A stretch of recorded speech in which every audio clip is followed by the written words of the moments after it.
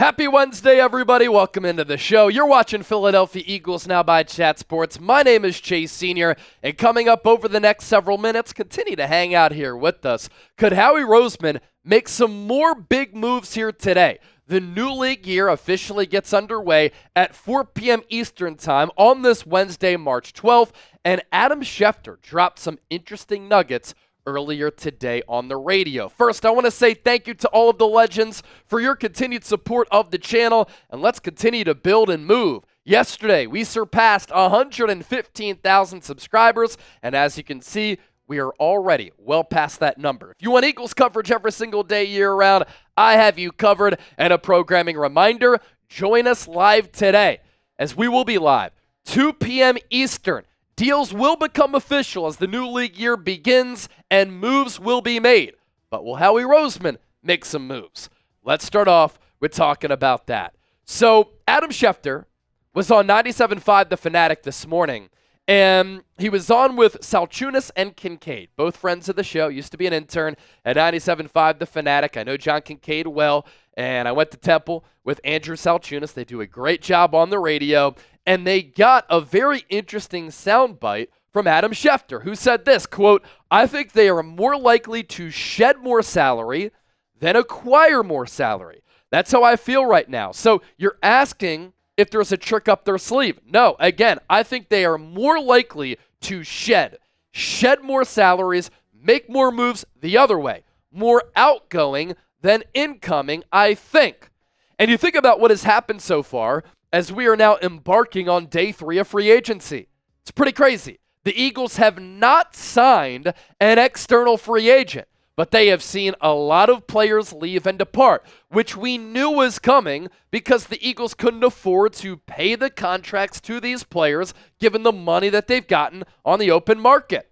But there is a lot of turnover on this Eagles roster that just won a Super Bowl a little more than a month ago, especially on the defensive side of the football. Milton Williams getting a bag from the New England Patriots. Josh Sweat getting paid to reunite with Jonathan Gannon with the Arizona Cardinals. Isaiah Rodgers getting a nice little pay bump to play for the Minnesota Vikings. Darius Slay looks as though he's going to sign with the Pittsburgh Steelers. And by the way, he'll be released official today, so I imagine that deal is going to happen here in a few hours. Kenneth Gainwell also following Slay potentially to the Pittsburgh Steelers. That deal is going to happen. Gainwell signing with Pittsburgh. Oren Burks will have an opportunity to start with the Cincinnati Bengals at linebacker, and it looks like Mekhi Becton is going to walk, which was behind the Kenyon Green trade, as the Eagles take a chance on a former first-round pick who is going to be cheap. At the very least, he'll compete with Tyler Steen to start at right guard, and that's part of the reason why the Eagles traded away C.J. Gardner-Johnson. But with what Howie Roseman has done, with what Adam Schefter said, what could some of these cost-cutting moves be for Philadelphia? The first one that comes to mind is a trade of Dallas Goedert. Cutting Dallas Goedert is also in play.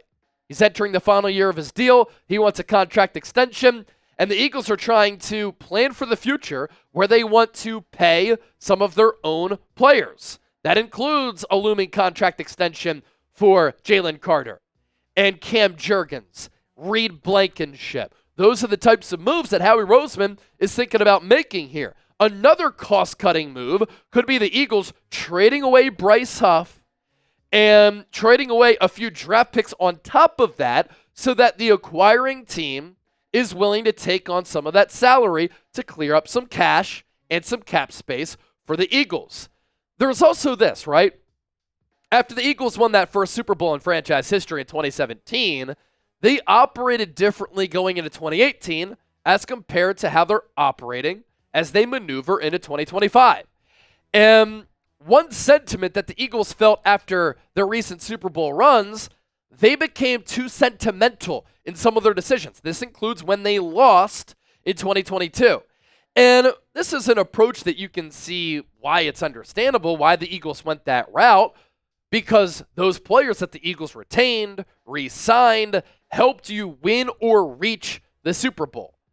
But there's also the reality of making decisions off of optimum performance.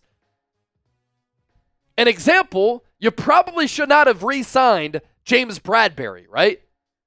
That's a move that didn't work out. It blew up in the Eagles' faces. And so what Howie Roseman has said, you got to go back and learn from some of those things. And did your actions really reflect your words? That's what Roseman said when he was asked about this. And think about what Howie said at the NFL Combine. Think about what he's doing right now. Think about how he's been able to learn on the job. He learned from taking Jalen Reagor over Justin Jefferson. And he was like, you know what? We're not going to just swing for the fences and try to hit on these picks. Let's go with safe guys who are ready to play. And in free agency, he's learned his lessons too. So keep that in mind when you're looking at this Eagles team right now and as we move forward toward 2025. But look, I know Eagles fans are upset because you want Philadelphia to be able to run it back. They're still one of the most talented teams in the NFL, if not the most talented team, because they're still loaded. And Howie Roseman has earned himself some leeway here. And what the Eagles are trying to do, they're trying to save money for big extensions coming up on the defensive side of the ball. Because on offense, all of their players are re-signed and under contract in their primes. Also, there's this. Draft-wise, the Eagles are set up very nicely. In 2025, first-round pick, second-round pick, third-round pick, fourth-round pick.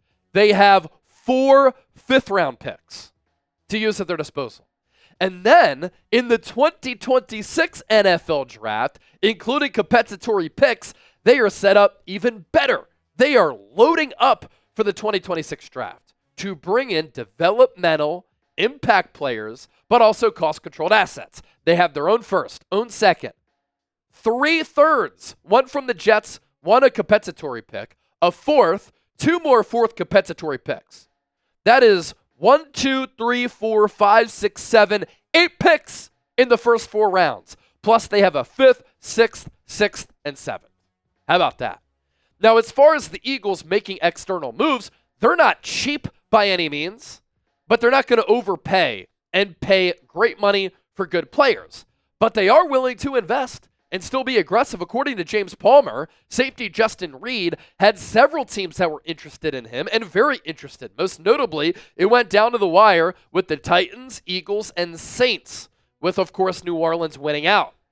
And this is pretty noteworthy for a couple of reasons, right? The Eagles reportedly tried to hand out $22 million in guaranteed money to Justin Reed. I think they have another move in them. They also tried to sign a safety in particular after trading away C.J. Gardner-Johnson. I know there's a lot of chatter right now that the Eagles really like Sidney Brown, but at the very least, they're going to need to bring in some safety insurance there because there are question marks at that position. One of the few question marks on this entire Eagles team. Do have a deal that we want to continue to tell you about thanks to our friends at Fanatics. It's that Super Bowl gear. Hats, shirts, hoodies, jerseys, all types of Super Bowl merchandise available thanks to our friends at Fanatics. Enter that link down below, chatsports.com/EaglesSB. You've seen myself and Chip on the show wearing all of this stuff because we had to spend some coin thanks to our friends at Fanatics for a third time because we can always and always will remember that Eagles Super Bowl 59 win. We're going to be going live here soon. If you're watching this video and you see that red ring around the channel logo and it says live, that means that we're live right now on YouTube, so hang out here with us.